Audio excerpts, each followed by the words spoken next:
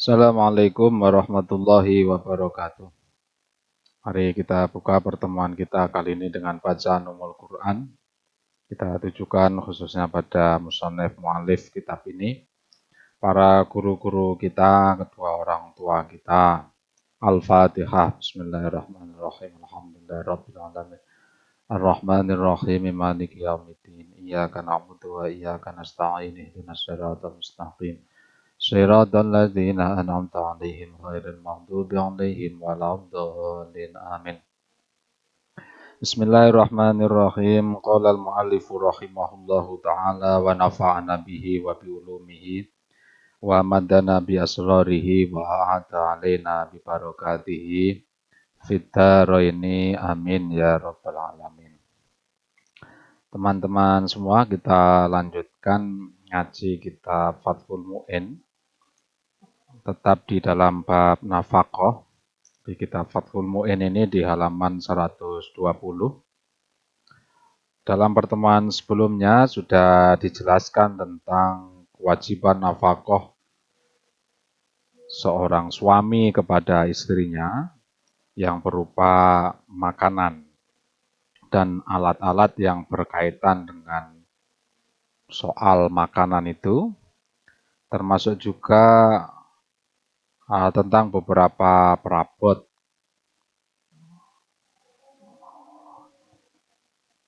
yang dibutuhkan dalam proses memasak, termasuk juga di dalamnya yang juga merupakan bagian dari kewajiban nafkah adalah baju, baik baju gamis maupun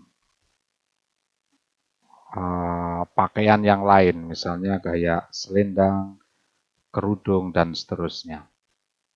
Dalam fare ini nanti akan dijelaskan tentang kewajiban seorang suami untuk memperbaharui pakaian yang diberikan pada istrinya sebagai salah satu bentuk dari pemberian nafkah itu sendiri. Far'un ayhada tegesu tawiki ku far'un far' siji. Yajibu wajib apa tajdidul kiswati nganyar-nganyari pakaian allati la tadumu kang ora awet, ora langgeng apa al-kiswah. Kapan pergantian baju itu, ngenyar-ngenyari pakaian itu, bagi pakaian yang tidak awet, sanatan yang dalam setahun. Jadi pakaian yang kira-kira setahun sudah rusak, allati la tadumu sanatan. Jadi setahun sudah tidak awet atau sudah tidak layak, itu wajib untuk diperbaharui. Oleh siapa? Ya tentu oleh seorang suami. Bagaimana caranya? Biantuk to kelawan yento den wenehi utawa diberikan opo al kiswa. Yento diwenehi sopo zaujaha ing kiswa. Kula sitati asyurin ing dalem saben-saben 6 bulan mingkul lisanatin, dari tiap tahun. Jadi proses pergantian itu ini dicontohkan sebagai bentuk prakteknya, baknya liswairuroh. Prakteknya bagaimana memberikan baju baru kepada istri itu, biantuk toha kulla sitati asyurin mingkuli sanatin. Jadi 6 bulan sekali baju itu di-upgrade, baju itu diganti, dikasihkan yang baru. Mingkul lisanatin. Sehingga dalam 1 tahun itu seorang suami harus memberikan baju baru kepada istrinya sebanyak 2 kali. Bagaimana kalau seandainya sebelum 6 bulan sudah rusak? Walau talifat lamun rusak, opo al-kiswah. Asna al-fasli yang dalam tengah-tengah musim, tengah-tengah mongso. Jadi belum 6 bulan pakaiannya ternyata sudah rusak. Yang kerusakan itu baik, walau bila taksirin, senajan itu kelawan pepeko atau sembrono. Artinya, baik rusaknya itu bitaksirin, karena ada unsur kesembronoan dari seorang istri, pakaiannya misalnya dipenatu kemudian rusak. Atau bahkan bila taksirin, rusaknya itu bukan karena faktor kecerobohan dari seorang istri. Nah, misalnya dijemur, kemudian jatuh, kemudian robek di dalam jemuran.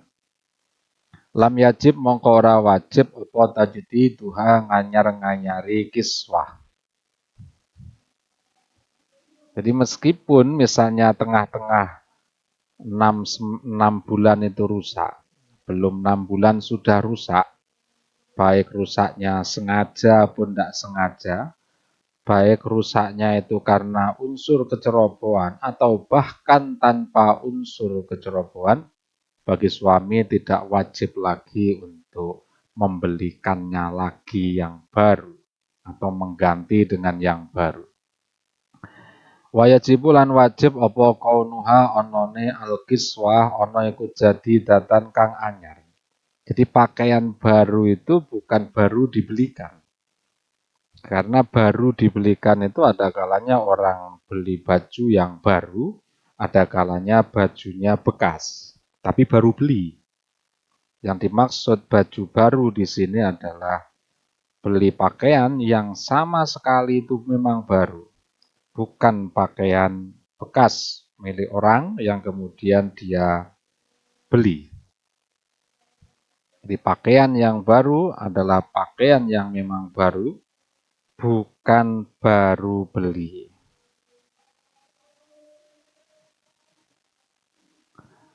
Walaha lan iku tetap kedue zauja, seorang istri memiliki hak alaihi melarat yang atase zaud atas suaminya alatut tangzifin utawi alat bebersih.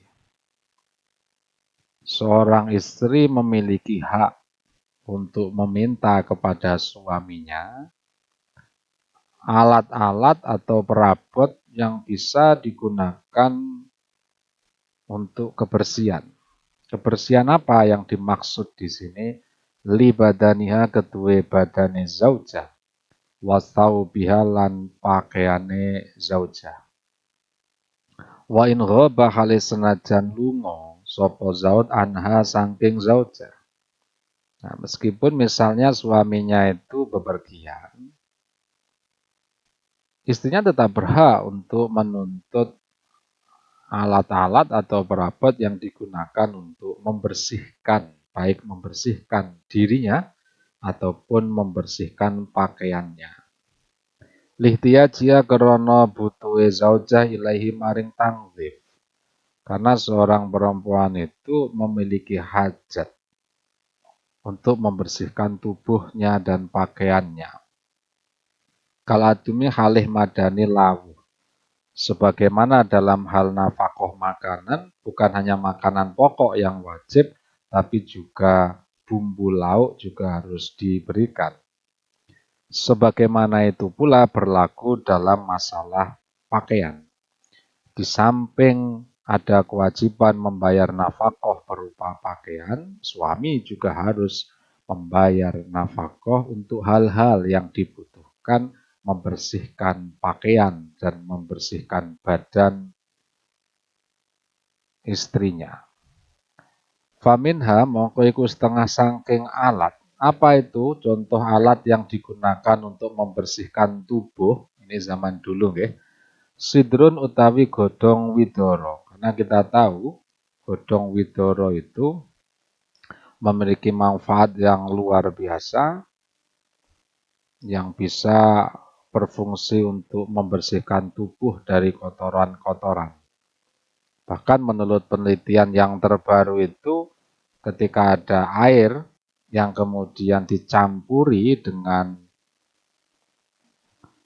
obat merah, ketika di air itu ada sidrun ini, ternyata ini tidak berubah, artinya dia memiliki memiliki daya selain bisa menahan dari pengaruh kotoran, juga mampu untuk membersihkan kotoran itu. Nah, ini nanti coba dikonsumsi juga bagus, bukan hanya untuk kepentingan memandikan jenazah, tapi dikonsumsi secara pribadi pun juga bagus, karena dia bisa menetralisir racun-racun yang ada di tubuh kita. Apalagi di kondisi semacam ini, ada sekalian ahli yang kemudian menyarankan salah satu bentuk peningkatan imunitas dan ketahanan tubuh kita adalah mengkonsumsi sidrun itu atau godong widoro. Pohon apa ya? Pohon kelor. Bagaimana caranya? Ya tinggal daunnya kemudian dicampur dengan air, kemudian direbus, kemudian airnya diminum atau bisa digunakan sebagai sayuran. Nah, tapi dalam konteks pembahasan ini, sidrun difungsikan untuk membersihkan badan dan pakaian.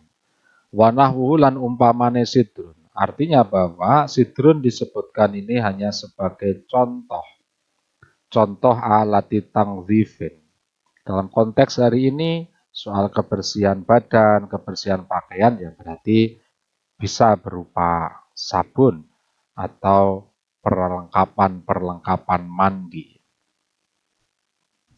Kamisten iku kaya suri, wasiwagen lan siwak. Siwak untuk membersihkan mulut. Bagaimana kalau diganti dengan sikat gigi dan pasta? Sama saja. Karena asiwak itu ada kalanya bimakna al-istiyak. Jadi proses membersihkan mulut.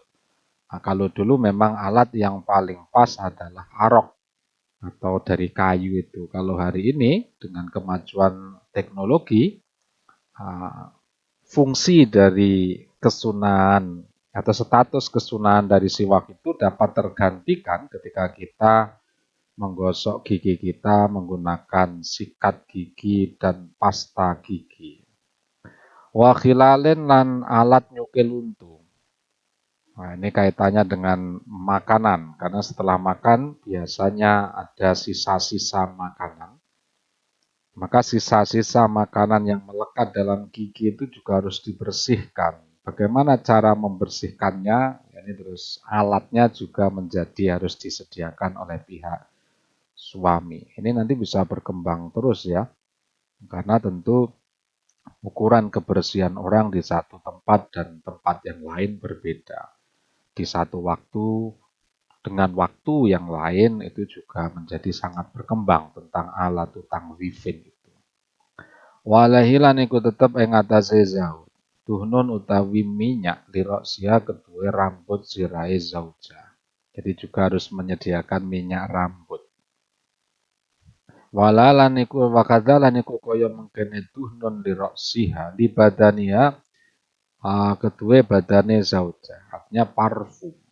Jadi selain rambutnya disediakan minyak, juga disediakan parfum. Kalau hari ini berarti ya kosmetik yang digunakan untuk keperluan perempuan atau seorang yang berstatus sebagai istri.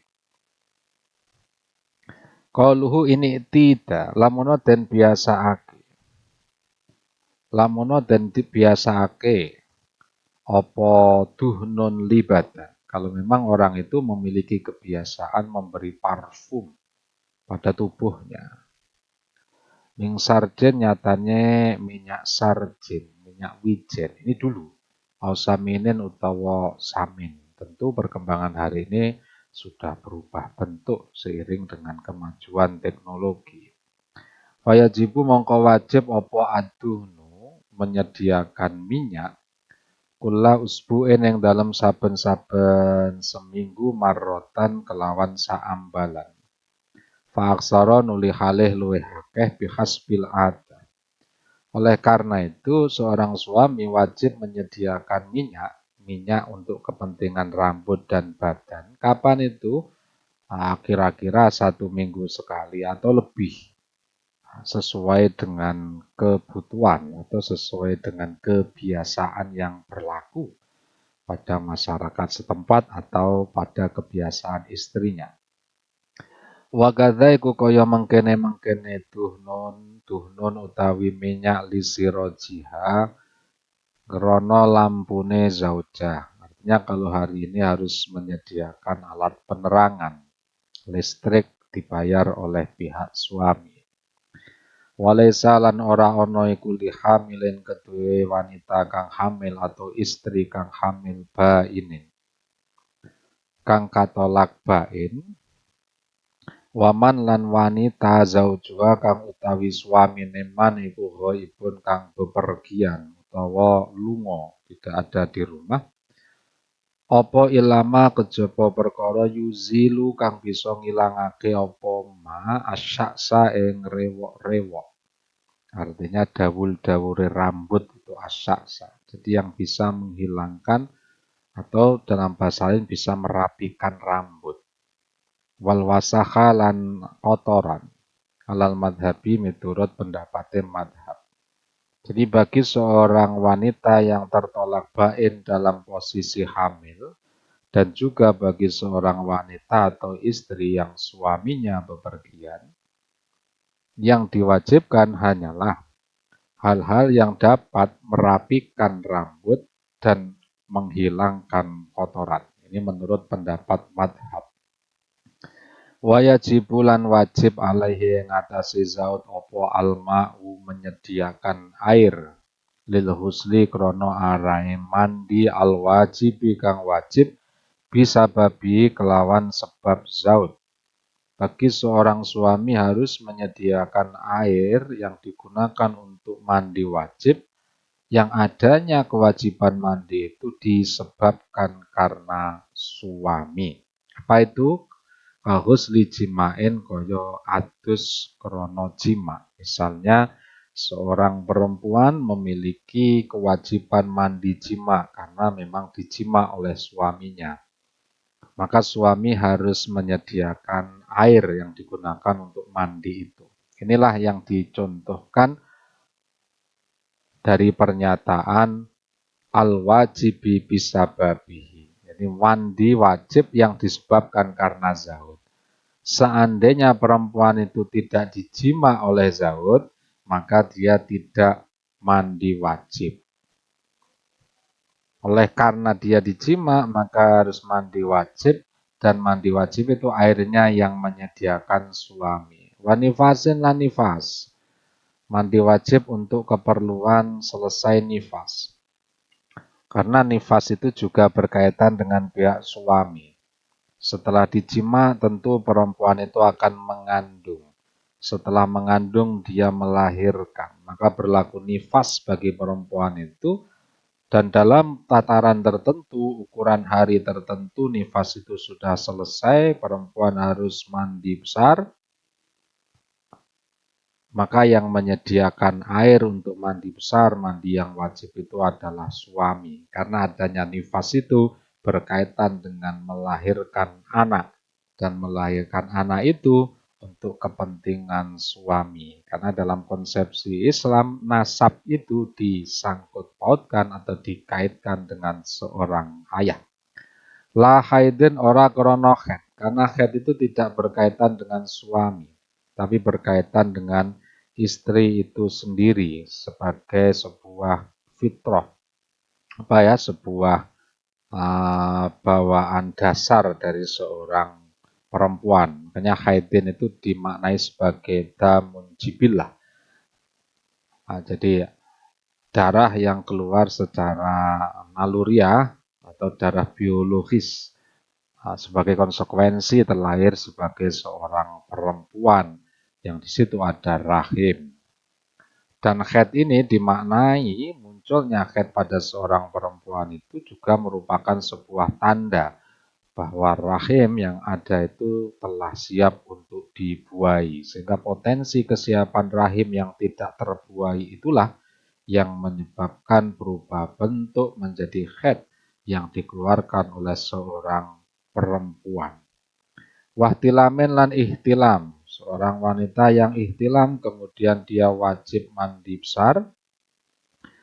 Oleh karena ihtilamnya itu tidak disebabkan karena suaminya, sebaliknya dia murni karena perempuan manapun meskipun belum bersuami juga berpotensi ihtilam, Maka kewajiban keperluan mandi berupa air itu bukan menjadi tanggung jawab dari suaminya.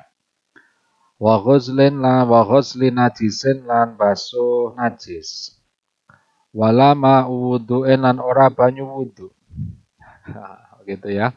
Karena air wudhu itu tidak berkaitan dengan suami, tapi berkaitan dengan kebutuhan istri itu sendiri. Meskipun dia tidak menikah, kalau waktu sholat dia wudhu dan wudhunya pakai air. Oleh karena itu oleh para fuqaha tidak dianggap sebagai sebuah kewajiban yang disebabkan karena suami. Illa idhana kodo, kecuali kalau seandainya istrinya sudah wudhu kemudian disentuh oleh suaminya, maka kewajiban wudhu itu disebabkan karena suaminya. Berarti suaminya harus menyediakan air wudhu. Illa idhana kodo kejaba ing dalem nalikane ngerusak sopo zaud, ngerusak hu ing wudhu bilamsi sebab oleh demeke zaud. La ora wajib, utawa la alaihi tibun. Ora iku ing atase zawut tipun utawi wangen-wangen. Jadi parfum itu ya, illa liqad irihin. Kejaba krana ngilangi ambu karihin kang den sengiti, wala kuhlunan ora celak. Nah, jadi ini saya koreksi penjelasan yang awal tadi, bahwa yang dimaksud alatu tangdhifin li badaniha wa saubiha, kemudian tuhnun liroksiya wa kadzali badaniha, ini murni minyak, jadi semacam hembody, bukan kemudian parfum. Karena ternyata di sini di bawah dikatakan bagi seorang suami tidak harus atau tidak wajib menyediakan minyak, kecuali minyak itu untuk menghilangkan bau tidak sedap. Begitu pula seorang suami tidak harus menyediakan kuhlun atau celak. Nah, berarti tadi penjelasan tentang harus menyediakan kosmetik perlu diperinci atau diperjelas. Nah, karena ternyata tidak seluruh kosmetik itu harus disediakan oleh seorang suami.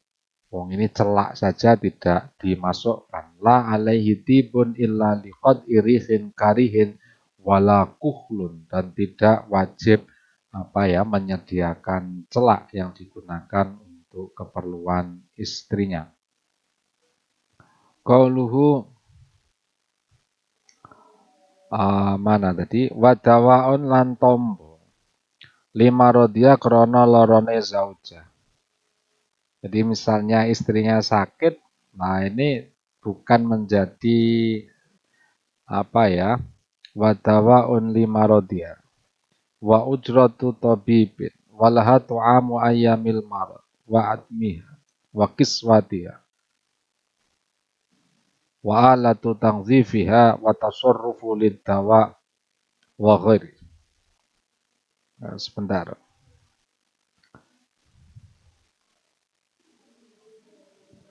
Wala kuhlun wa dawaun aila alaihi dibun wa dawaun aila alaihi dawaun. Tidak wajib menyediakan obat karena sakit istrinya. Begitu pula biaya untuk berobat ke tabib. Wa ujratu tabibin lan ongkose tabib. Walahalan iku tetep keduwe zaujah ta'amu ayamil mar. Utawi panganan pira-pira dinane sakit. Artinya ketika saat sakit pun suami harus menyediakan makan kepada istrinya. Wa adumiha atau wa adamiha lan lawuhe ayam. Bukan hanya makanannya tapi sayur lauknya. Wa kiswatiha lan pakaiane ayam.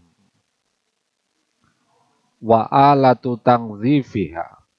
Ai walaha tu'amu ayamil marad wa alatu tangzifiha.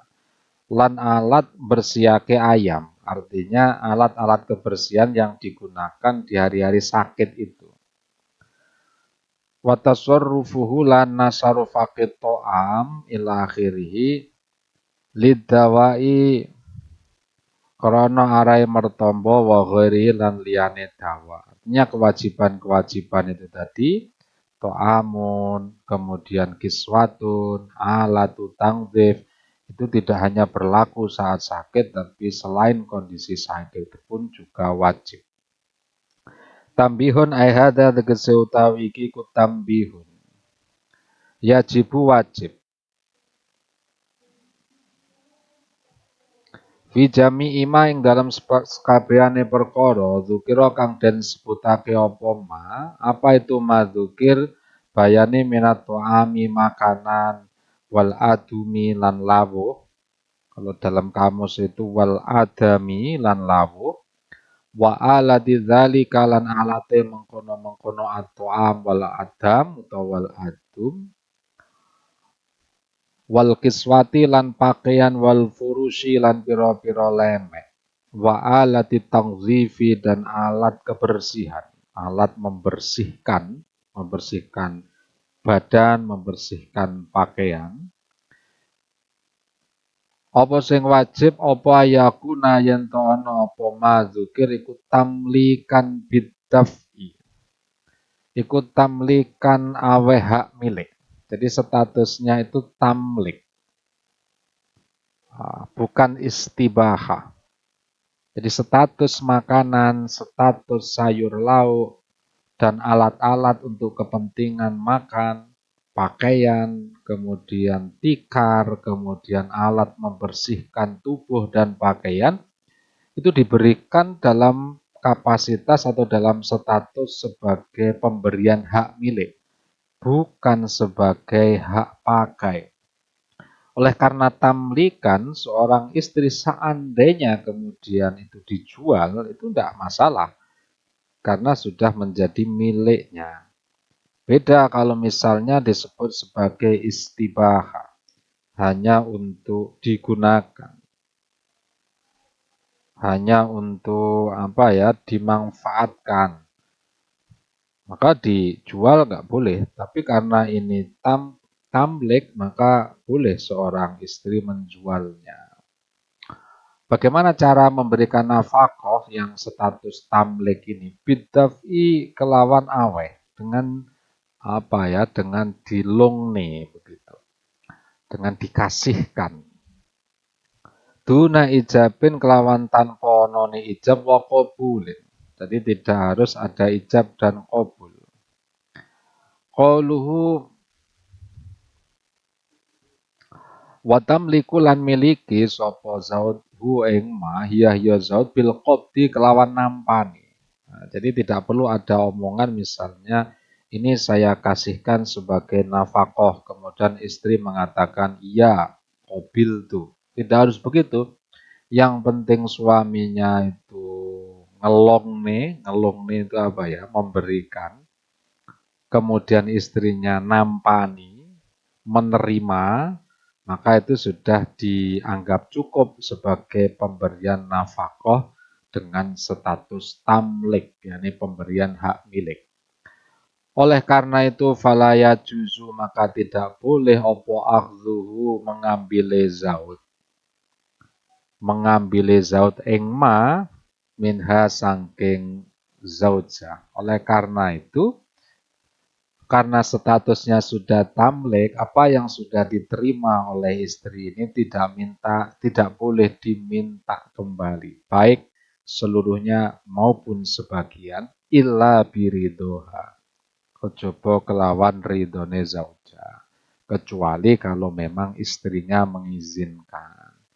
Misalnya istrinya ini dikasih nafkah makanan, berupa nasi kuning misalnya. Sudah diserahkan, suaminya menyerahkan, istrinya menerima. Kemudian istrinya makan, suaminya kepingin. Boleh enggak kemudian minta sebagian? Maka jawabannya tidak boleh hukum asalnya. Kecuali jika istrinya memperkenankan. Qauluhu amal maskan. Nah itu kalau makanan dan pakaian. Gimana kalau bentuknya tempat tinggal? Apakah itu pemberian atau tamlik, pemberian hak milik, ataukah sifatnya hanya hak menetap? atau hak untuk bertempat tinggal. Ataukah kemudian bentuknya maskan itu apa? Amal maskanu anapun utawi omah. Ini bentuknya dulu. Iku fayakunu mongko ana apa maskan. Iku fayakunu mongko ana apa maskan. Iku amtaan aweh bebungah atau aweh manfaat. Jadi statusnya itu tidak hak milik tapi hak pakai, hak bertempat tinggal. Oleh karena itu dalam soal maskan itu tidak harus suami itu memiliki sendiri. Ngontrak pun boleh, sewa pun boleh. Yang penting istrinya dapat bertempat tinggal di situ. Itu yang dimaksud amal maskanu fayakunu amtaan. Statusnya hanya atau imtaan ya. Fayakunu iku imtaan aweh manfaat. Bukan hak milik, bukan tamlik tapi imta. Kata yuskito sehingga gugur. Apa maskan bimudi zamani kelawan lewate mongso. Lianau korona saat temene maskan iku limujarrodil intifa krono hanya mengambil kemanfaatan. Kal khodimim khalih madani khodim. Jadi di pertemuan sebelumnya itu bagi seorang suami, kalau ternyata istrinya itu sudah terbiasa dilayani oleh orang lain atau pembantu atau asisten rumah tangga, maka suaminya juga harus menyediakan itu. Nah, statusnya apa? Apakah pembantu atau al-khodim itu hak milik? Bukan, hanya mujarrodil intifa. Jadi mengambil kemanfaatan untuk dilayani. Begitu pula tempat tinggal hanya limujarrodil intifa, hanya untuk mengambil kemanfaatan. Manfaat apa? Di tempat tinggal. Wa mau te perkara Juila kang den dadekake apa ma den dadekake tamlikan ing hak milik. Jadi hak-hak nafkah yang statusnya tamlik atau hak milik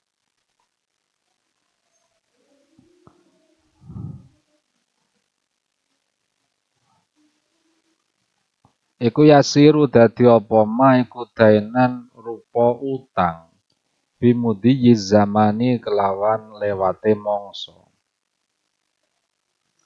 Wayata dulan nglironi sapa zaud anhu saking ma. Jadi status yang distatuskan sebagai tamlik seandainya suaminya tidak memberikan, maka dia harus membayar. Atas nama apa? Atas nama hutang. Wayak tadu anhu. Wayak tadu lan ngelironi sapa zaud, mengganti sapa zaud anhu krono dadi gantine ma. Walayas kutu, ini yang menarik juga, dan tidak gugur apa ma, bimauden sebab kematiannya zaud, asna al-fasli yang dalam tengah-tengah mongso. Jadi seandainya mati pun, maka statusnya adalah hutang yang harus dibayarkan. Qalu walahalan iku tetap kedua zauja, alaihi yang ada zaud. Jadi bagi seorang istri memiliki hak atas suaminya, maskanon utai tempat tinggal. Tak manu kang krasa aman atau sentosa sapa zauja fi ing dalem maskan. Lau kharaja lamun metu sapa zaud anha saking zaujah aman-aman ala nafsiha ing atase awak dhewe ne zaujah wa maliha lan bondone zaujah. Wa ing qala khale senajan titik apa mal. Jadi ukuran rumah, ukuran tempat tinggal yang harus disediakan oleh suami terhadap istrinya itu kriterianya adalah ta'manu fihi law kharaja anha. Perempuan itu merasa aman seandainya ditinggal pergi oleh suaminya. Aman ini apa yang dimaksud? Aman dirinya merasa aman, hartanya juga aman. Meskipun hartanya sebenarnya sedikit. Lil hajati krono hajat. Sebab hal ini dianggap sebagai hajat, bahkan balid darurati alaihi. Bahkan krono darurat ilaihi maring maskan. Jadi urusan bertempat tinggal ini dianggap sebagai hajat yang bahkan dalam kondisi tertentu berubah menjadi darurat yang harus dipenuhi. Selain itu maskan ini kriterianya lagi yaliku kang patut opo maskan biya kelawan zaujah adatan ing dalam kebiasaane. Jadi ini juga harus dikembalikan pada konteks sosialnya. Jadi tempat tinggal ini harus juga ada sisi kelayakan umum gitu. Tidak boleh kemudian di bawah standar kelayakan umum. Wa ingkanat meskipun ternyata istrinya ini termasuk orang yang nomaden, jadi tidak bertempat tinggal di rumah. Tapi dia senantiasa misalnya pindah-pindah atau bahkan dia tidak termasuk orang yang bertempat tinggal di rumah, misalnya kayak orang di hutan, terus dia tidurnya di pohon, misalnya begitu. Meskipun istrinya demikian, tetap harus disediakan. Wa ing kanat khalih senajan ana sapa zauja iku miman setengah saking wong layak taduna kang ora biasaake sapa man asukna ing manggon omah. Walau mu'aron, meskipun omah ini walau mu'aron senajan iku silian. Meskipun rumah itu statusnya pinjam. Nah, ya termasuk sewa itu termasuk. Wa muktaron lan senajan iku sewa. Walau sakana lamun manggon sapa zaud maha ing dalam sultane zauja. Fi mangziliha ing dalam gone zauja, rumahe zauja. Biidnya kelawan idine zauja. Aulim tina iha utawa krana dadi kacegahe zauja minan naklati saking pindah ma'ahu ing dalam sertane zaud.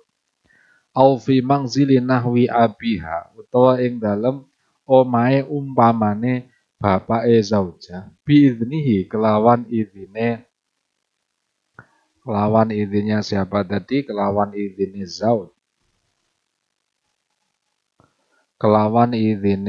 zaud lam yalzamhu ujratun lam yalzam mongko ora wajib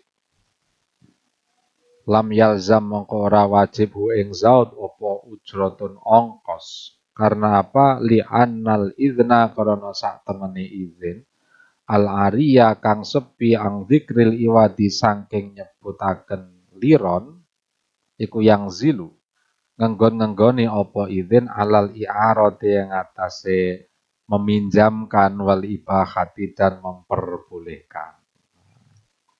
Ini satu kasus yang banyak dialami oleh masyarakat kita. Apabila ada seorang suami bertempat tinggal di rumah istrinya. Jadi suaminya itu yang harusnya menyediakan tempat tinggal pada istrinya, ternyata justru istrinya punya rumah. Dan suami ini justru nebeng bertempat tinggal dengan istrinya di rumah milik istrinya. Ya tentu dengan seizin istrinya.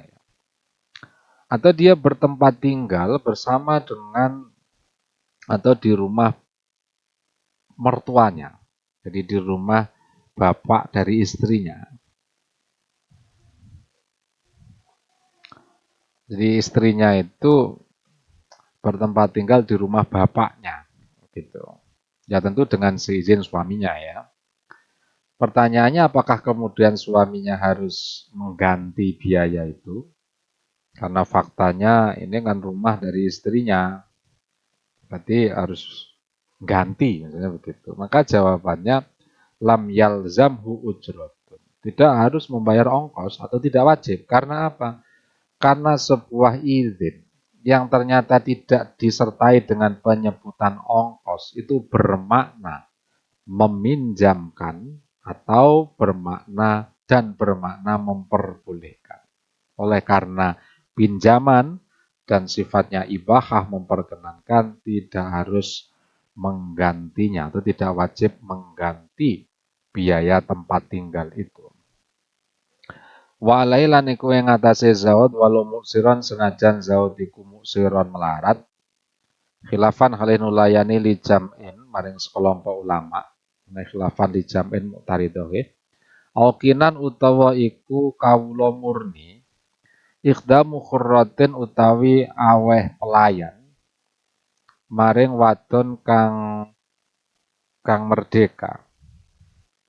Jadi harus menyediakan juru laden, orang yang melayani perempuan yang merdeka. Biwahidatin, kelawan satu orang, jadi satu pelayan. La aksara ora kelawan kang luwih akeh, tidak lebih dari satu kewajibannya. Lianau karena saat temene ikhdam, karena memberi pelayan, menyediakan orang yang melayani istrinya yang merdeka itu, iku minal mu'asyarah bil ma'ruf, termasuk seserawungan bil ma'rufi kelawan perkara kang dikinawruhi. Artinya termasuk muasaroh yang berlaku umum. Bikhilafil amati kelawan nulayani amat. Wa ingkanat kali senajan ana sapa amat ana iku jamilatan kang cantik. Tukhdamu kang den ladenake sapa tukhdamu kang den ladeni gitu nggih. Sapa khurrah ay yukhdamu tegese den ladeni sapa misluha. Padane khurrah. Adatan ing dalam kebiasaane, indah ahliha ing dalam sandinge keluargane khurrah.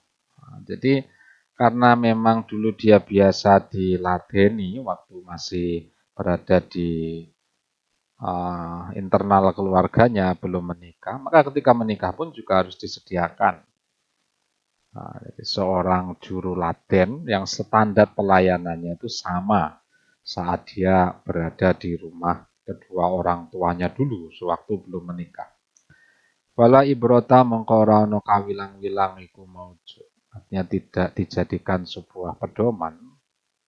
Bitarofuhiha kelawan enak-enakane khurrah fi baiti zaujia ing dalam kamare utawa omahe suamine khurrah. Wa inama yajibu angin pestine wajib ale ing atase zaud. Apa al-ikhdamu memberi pelayanan, mengangkat seorang pelayan. Walau bi khurratin senajan iku kelawan wadon kang merdeka. Sohibat kang ngancani. Sohibat kang ngancani sapa khurraha ing khurrah. Khurrah yang pertama ini khotimah, terus domirha ini khurrah aizauja. Au mustajaratin utawa kang den sewa au bimahromin utawa kelawan mahram. Au mamlukin utawa budak laha kang keduwe zauja. Walau abdan senajan itu abad au bisobiyin utawa kelawan sobi ghairi murahikin kang durung murahib. Durung menjelang balik gitu ya. Fal wajibu mongko ta kang wajib lil khadimi kedue khadim alladzi ayyana kang nentoake hu ing khadim sapa azzauju suami iku mudun sakmud dadi ongkosnya niki wasulusun lan sepertelu ala musirin kalau orangnya kaya suaminya kaya maka ongkos untuk khadim ini satu harinya mudun wasulus 1/3 wa mudun lan sakmud ala muksirin. Kalau orangnya miskin 1 mud. Suaminya miskin maka nafkah untuk khotimnya 1 mud. Wa mutawasitin lan tengah-tengah. Jadi kalau statusnya tengah-tengah itu juga 1 mud. Jadi tidak kaya, tidak musir, tapi juga tidak musir. Ma'a kiswati amsalil khotim. Yang dalam sertane pakaiane piro-piro padane pelayan, nyatane min komisin. Jadi selain makanan juga harus menyediakan baju kurung. Wa izarin lan selendang wa miknaatin lan kerudung. Wa yuzatu lan den tambahake lil khotimah. Apa khufun muzah. Wa milhafatun lan kemul idza kanat ing dalam nalikane ana sapa khotimah iku takhruju. Metu sapa khotimah. Tambahan kalau pelayannya perempuan sediakan sepatu sama kemul yang dapat digunakan ketika dia bepergian. Wa ing kanat senajan ana sapa khotimah iku kinnatan Meskipun khotimahnya itu yang harus disediakan sepatu dan kemul itu tadi adalah seorang budak. Iktadat kang biasa ake sapa kinah kasfarok si ing buka sirah. Wa inna ma yajibu angin pestine wajib apa al-khufu muza wal milhafatu lan kemul lil makhdumati kedue wong kang den ladeni wanita yang diladeni alal muktamad li'anna laha man'uha minal khurut wal ihtiyaju ilai linahwil hama minadir qauluhu wa inna ma yajibu angin pestine wajib apa al khufu muza wal milhafatu lan kemul lil makhdumati kedue waton kang den layani alal muktamad li'anna laha karena saat temen iku tetep kedue makhdumah manuha ana nyegah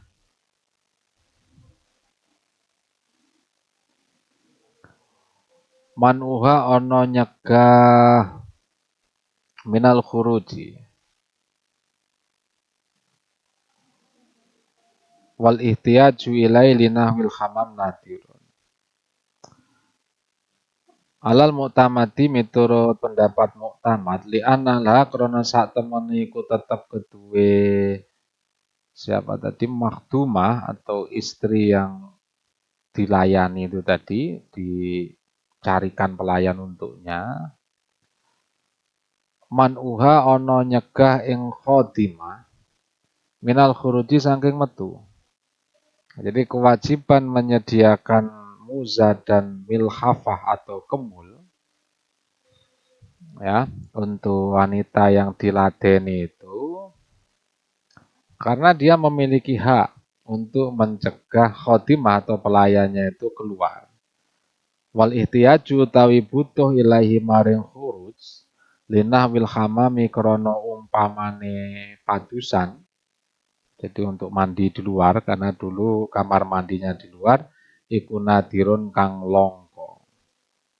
Iku nadirun kang longko.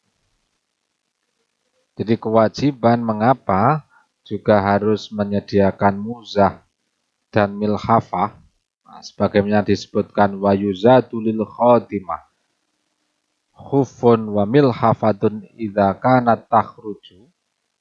Ini dijelaskan di sini mengapa kewajiban itu berlaku diberikan kepada perempuan atau istri yang dilayani tadi karena dia punya hak untuk mencegah khotimah keluar. Nah, keluar dari rumah oleh karena dia punya hak mencegah keluar dari rumah khotimah itu tidak membutuhkan sepatu dan milhafah karena memang nggak keluar. Sedangkan kewajiban tadi menambahkan tadi jika memang idakana takhruju. Nah, padahal perempuan atau istri yang dilayani tadi punya hak mencegahnya. Nah, oleh karena itu kewajiban al-khuf dan milhafah itu justru kewajiban membayar suami tadi menjadi hak dari makhdumah. Gitu. Nah, bagaimana kalau ternyata khotimahnya keluar rumah untuk ke kamar mandi? Ya itu mungkin terjadi, tapi kejadian itu tidak dianggap sebagai yang signifikan atau jarang-jarang saja.